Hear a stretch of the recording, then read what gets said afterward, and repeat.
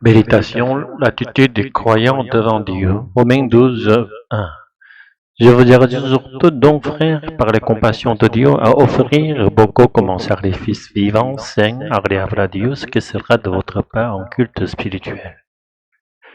Jésus-Christ a expié nos péchés afin que le Saint-Esprit demeure en nous, nous qui croyons au pardon offert en Jésus. Le pardon n'était donc un moyen, une étape destinée à ce que le Saint-Esprit habite en nous pour que nous ayons part à la vie éternelle. Or, certains ne reconnaissent pas le Saint-Esprit comme Dieu, mais le réduisent à une force mystérieuse. Ainsi, ils ne goûtent pas la grâce de sa présence intérieure. Plus grave encore, il y a ceux dont moi-même, qui tout en confessant par leur parole la foi au Dieu Trinité, ne laissent pas réellement le Saint-Esprit habiter en eux. En pratique, nous ne sommes pas différents de ceux qui ne reconnaissent pas le Saint-Esprit comme Dieu.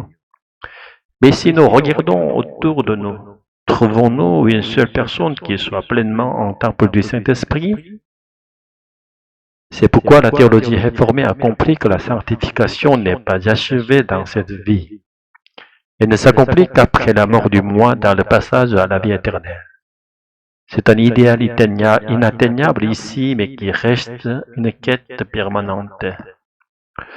L'apôtre Paul, cependant, dans Romains 12, verset 1, utilise une oxymore, être un sacrifice vivant.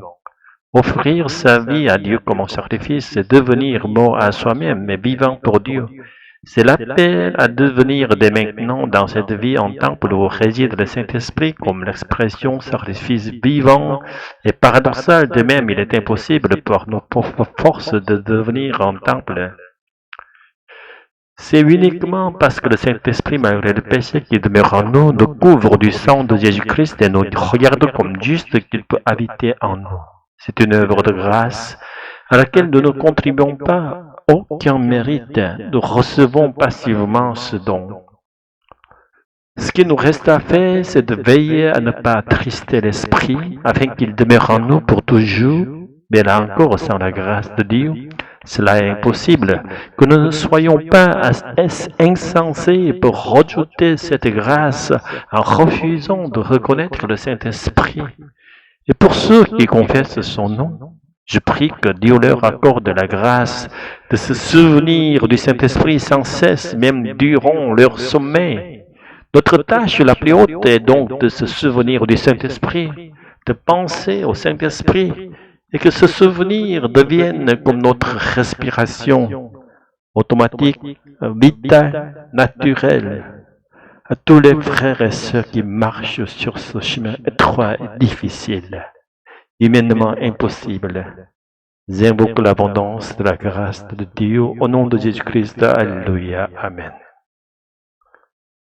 Seigneur Dieu, nous confessons de sans ta grâce, nous ne pouvons pas devenir ton temple. Par le sang de Jésus-Christ, tu as couvert nos péchés et par ton Saint-Esprit, tu as fait ta demeure en nous.